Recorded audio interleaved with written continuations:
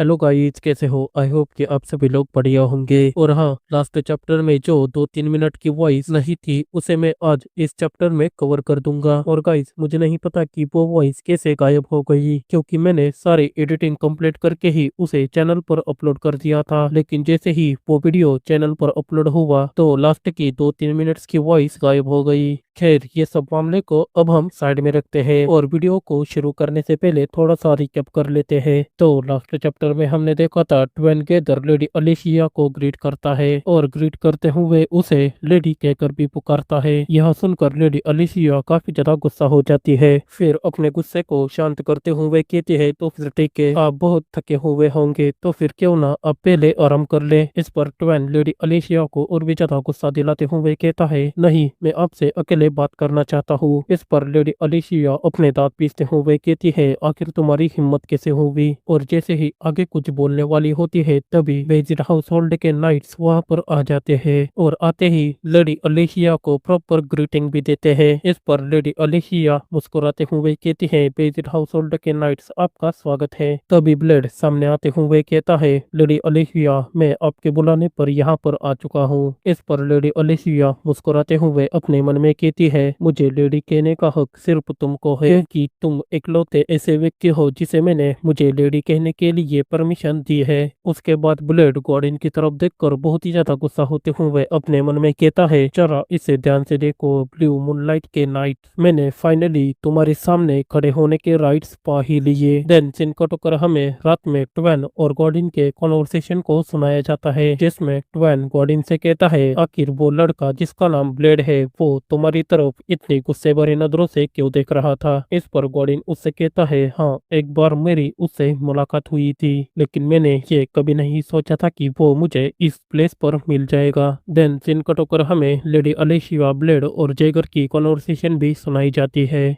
जहाँ पर Jaeger lady अलिशिया को एक लेटर देते हुए कहता है, ये सर जोसेफ ने आपके लिए भेजा है। इस पर लेडी अलिशिया भी उस लेटर को खोलकर पढ़ने लग जाती है। तभी जैगर कहता है, हालांकि सर, ब्लेड के पास आपका रुमाल है, पर यह बात गेदर के प्रपोजल को रिजेक्ट करने के लिए काफी नहीं है। यह सुनकर लेडी अलिशिया कहती है, अच्छा, तो ऐसा भी एक मेथड था। इस पर जैगर कहता है, हाँ, लॉर्ड जोसेफ डाइमर के लिए अपनी पूरी कोशिश कर रहे हैं। फिर लेडी अलिशिया कहती है, हाँ, ये डेफिनेटली पॉसिबल सोल्यूशन है। वैसे भी मेरी ग्रैंड मदर भी मैडम ओक्साना की तरह ऑस्कर हाउस होल्ड से थी, तो इसका मतलब ये हुआ कि मैं भी मैडम ओक्साना की तरह सेम ब्लड शेयर करती हूँ। यह सुनकर ओल्डमैन हैरान होते हुए कहता है, क्या? इस पर जैगर कहता है, हाँ, आपकी बात सही है, और उस ब्लड लाइन के कारण बेजिड हाउस होल्ड ने उस लास्ट डुअल में अपनी स्वॉर्ड रेंट पर दी थी, यानी कि उधार दी थी। इस पर लेडी अलिशिया को सब बात समझ में आ जाती है और कहती है, अगर मैडम ओक्साना यानी कि काउंटेस मेरी गॉड मदर बन जाए तो हम आसानी से गेदर के प्रपोजल को रिजेक्ट कर सकते हैं, क्योंकि अगर गेदर के एल्डेस्ट सन को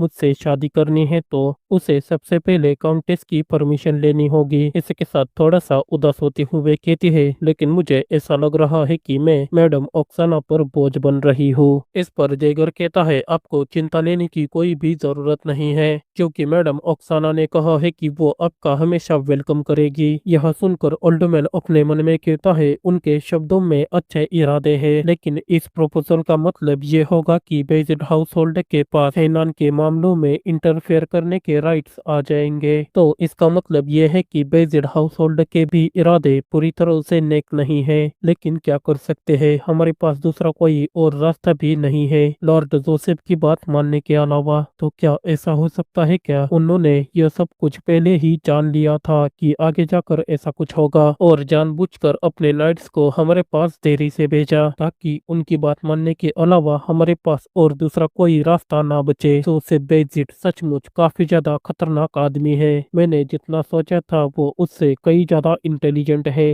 उन्होंने पहले से ही टाइमर को उनके द्वारा बिछाए गए चेस्ट बोर्ड पर रखा है। तो गाइस, मैं साफ साफ कहूँ तो जोसेफ को पहले से ही ये सभी सिचुएशन के बारे में पता था कि आगे जाकर ऐसा कुछ होने वाला है, और गेदर हाउस होल्ड को बीच में लाकर जोसेफ ने अपना काम भी निकलवा लिया कि अगर लेडी अलेशिया उसकी मदर को अपनी गॉड मदर बना ले तो इसमें जोसेफ का काफी ज्यादा फायदा है। इससे जोसेफ को हेनान के मामलों में इंटरफेयर करने के राइट्स भी मिल जाएंगे। तो गाइज इसके साथ मैंने पिछली वीडियो में जो 2-3 मिनट्स की वॉइस चली गई थी उसे इस वीडियो में कवर कर दिया है। तो चलो अब बिना किसी देरी के चैप्टर 80 की शुरुआत करते हैं। लेडी अलिशिया जयगर की सारी बातें सुनकर कहती है, क्या मुझे अभी डिसाइड करना होगा? इस पर जयगर कहता है, बिल्कुल नहीं, हम यह भी अच्छी तरह से जानते हैं कि यह इंसिडेंट लेडी अलिशिया के ऊपर भी बोझ बन जाएगा। यह सुनकर लेडी अलिशिया कहती है, हमारे लिए इतना सोचने के लिए आपका थैंक यू। फिर हमें ओल्ड मैन को दिखाया जाता है जो अपने मन में कहता है, ये सिचुएशन काफी ज्यादा अजीब है। एक तरफ केदर हाउस होल्ड है जो शादी का प्रपोजल लेकर आए हैं और दूसरी ओर बेजिड हाउस होल्ड जो प्रोटेक्शन को चारे के रूप में इस्तेमाल कर रहे हैं। क्या सचमुच ऐसा कोई नहीं है जिस पर लेडी अलिशिया पूरी तरह भरोसा कर सके? तभी लेडी अलिशिया ब्लेड की तरफ देखकर कहती है, सर ब्लेड, आपसे मिले काफी समय हो गया और ये कैसा है? मेरा मतलब आपका काम कैसा है? क्या इस काम से आप पर ज्यादा बोझ तो नहीं पड़ रहा? इस पर ब्लेड कहता है, मैं लेडी अलिशिया के लिए अपनी पूरी कोशिश करूंगा और यही मेरे लिए ऑर्डर है और मैं भी ऐसा ही करना चाहता हूँ। यह सुनकर लेडी अलिशिया काफी ज्यादा हैरान होते हुए ब्लेड को ही देखने लग जाती है और ब्लेड भी अपनी प्राउड भरी आंखों से लेडी अलिशिया की तरफ ही देखे जा रहा था। फिर ब्लेड की बात सुनकर ओल्ड मैन मुस्कुराते हुए अपने मन में कहता है, नहीं, यहाँ पर अभी भी एक लड़का है जो लेडी अलिशिया की बिना किसी कंडीशन की मदद करना चाहता है और उनको सपोर्ट करना चाहता है। इस पर लेडी अलिशिया मुस्कुराते हुए कहती है, thank you so much sir blade. Oh, एक बात तो मैं भूल ही गई, प्लीज मेरा रुमाल दिखाओ जो मैंने आपको दिया था, क्योंकि आप इसे इतने लंबे समय से यूज कर रहे हैं इसलिए मुझे ऐसा लगता है कि इस रुमाल को मरम्मत की जरूरत है ना? इस पर ब्लेड भी अपने रुमाल को निकालते हुए कहता है, हाँ। यह देखकर लेडी अलिशिया मुस्कुराते हुए अपने मन में कहती है, ऐसा लगता है कि उसने मेरे रुमाल को अपनी छाती के अंदर बहुत गहराई में छुपा कर रखा है।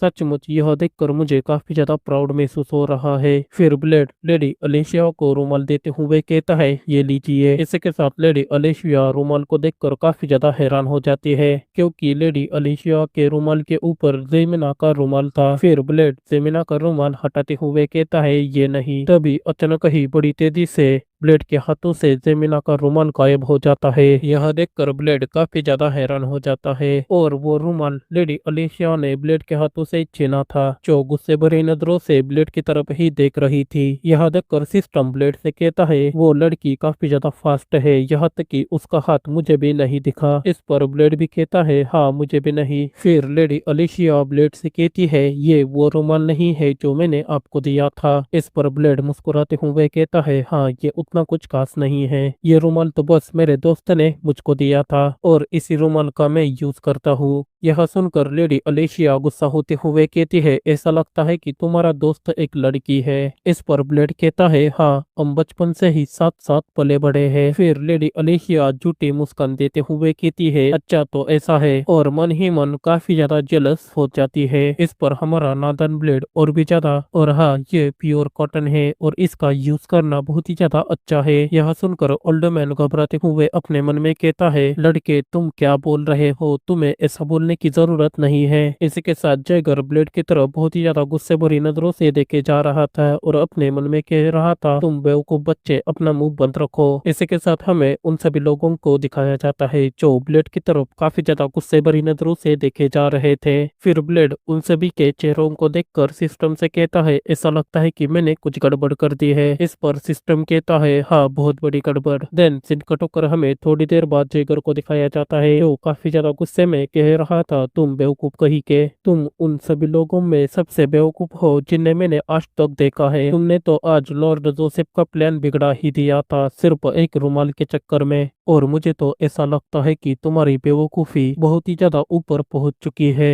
इस पर ब्लेड कहता है, मुझे माफ कीजिए, मुझे नहीं पता था कि यह कुछ ऐसा होगा। फिर जयगर अपने आप को होल्ड करते हुए अपने दांत पीसने लग जाता है और अपनी मुट्ठी दबाने लग जाता है और कहता है, आखिर आखिर मैं तुम्हारा क्या करूं? फिर अपने गुस्से को शांत करते हुए कहता है, अब विंटर में ये 18 साल का हो जाएगा, इसलिए मुझे अब इसके साथ एक अडल्ट की तरह बर्ताव करना चाहिए और ऊपर से ये अब एक नाइट भी है। और ब्लेड से कहता है, तो फिर ठीक है, अब तुम यहाँ से चले जाओ। इस पर ब्लेड वहीं पर ही रुक कर जयगर की तरफ ही देखने लग जाता है। यह देखकर जयगर कहता है, अब तुम यहाँ पर क्या कर रहे हो? मैंने तुमसे कहा ना कि यहाँ से चले जाओ। क्या तुम पुराने समय की तरह पीटना चाहते हो? इस पर ब्लेड जयगर को चिढ़ाते हुए कहता है, ईमानदारी से कहूँ तो मुझे लगता है कि पीटना बेहतर होगा। क्या मुझे पीटा नहीं जा सकता? यह सुनकर जयगर अपनी मुट्ठी दबाते हुए कहता है, अपनी बकवास बंद करो और यहाँ से चले जाओ, क्योंकि मुझे नहीं लगता कि मैं आज अपने पावर्स को कंट्रोल कर सकता हूँ। यह सुनकर ब्लेड काफी ज्यादा घबरा जाता है और वहाँ से जाते हुए कहता है, ठीक है मैं समझ गया। फिर ब्लेड के जाने के बाद जयगर अपने सिर को पकड़ते हुए कहता है, आखिर इस लड़के का मैं क्या करूँ? फिर ब्लेड रूम के अंदर आ जाता है और दरवाजे को अंदर से बंद कर लेता है और जैसे ही सामने की ओर देखता है, वहाँ पर कई सारे नाइट्स बैठे हुए थे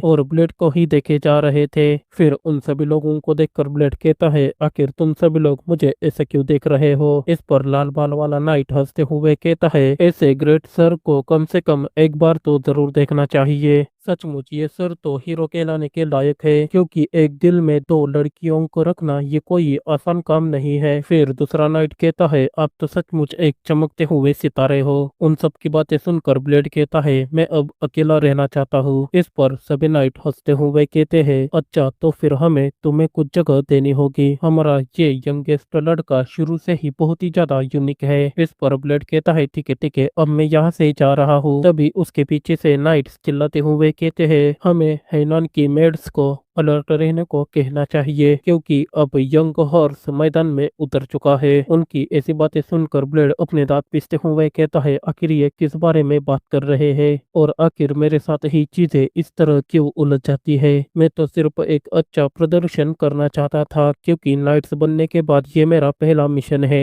लेकिन बाकी के नाइट्स लोग मुझे कंफर्टेबल करने के बजाय मेरा मजाक उड़ा रहे हैं। तभी सिस्टम ब्लेड से कहता है, यह देखकर मुझे अच्छा लगा, क्योंकि यह तिरस्कार नहीं बल्कि उन लोगों का प्यार था जो तुम्हारे लिए है, और देखने से ऐसा लगता है कि अब वे लोग तुमको एक्नॉलेज करने लगे हैं। इस पर ब्लेड कहता है, हाँ मुझे पता है, पहले भी ऐसा ही हुआ था, चाहे वे गली मोहल्ले के गुंडे हो या फिर हाई रैंक के नाइट। मुझे लगता है कि लोगों का रहन सहन हर जगह एक जैसा ही होता है। खैर अब कोई रास्ता भी नहीं, क्योंकि पानी पहले ही सिर के ऊपर से बह चुका है। इसी के साथ खिड़की के बाहर देखते हुए कहता है, और सचमुच अब कहीं भी और कहीं जाने की जरूरत नहीं है। वैसे भी काफी समय हो गया है, क्या अब मुझे प्रे करने जाना चाहिए? देन सीन कट होकर हमें लेडी अलिशिया को दिखाया जाता है, जो अभी भी गुस्से में होती है। इसी के साथ वो कहती है, जितना ज्यादा मैं इस बारे में सोचती हूँ यह उतना ही ज्यादा बेवकूफी भरा लगता है। भले ही उसमें कॉमन नॉलेज की थोड़ी सी कमी हो, लेकिन फिर भी वो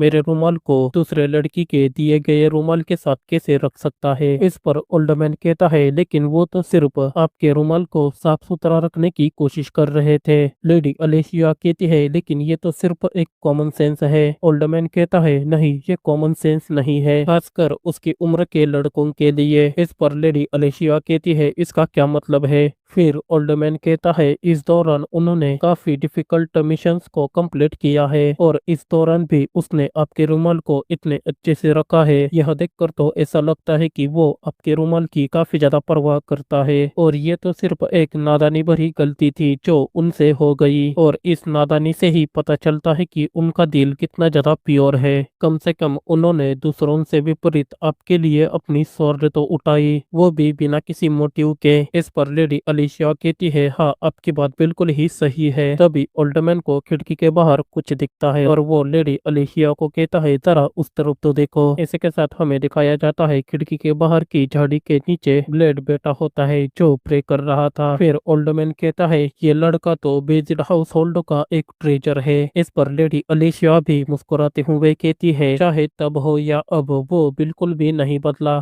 फिर वो अचानक ही सीरियस हो जाती है और कहती है, अब वो कौन है? इसी के साथ हमें दिखाया जाता है एक आदमी ब्लेड की तरफ ही आगे बढ़ रहा था। तभी उस आदमी को देखकर ओल्डमैन चिल्लाते हुए कहता है, सभी लोग जल्दी से सर जयगौर को बुलाओ, यह एक इमरजेंसी है। फिर हमें उस आदमी को दिखाया जाता है, ये और कोई नहीं बल्कि गेदर हाउस होल्ड का एल्डेस्ट सन ट्वेन गेदर होता है, जो क्रिपी सी स्माइल देते हुए ब्लेड की तरफ ही आगे बढ़ रहा था। इसी के साथ ये चैप्टर भी यहीं पर ही खत्म हो जाता है।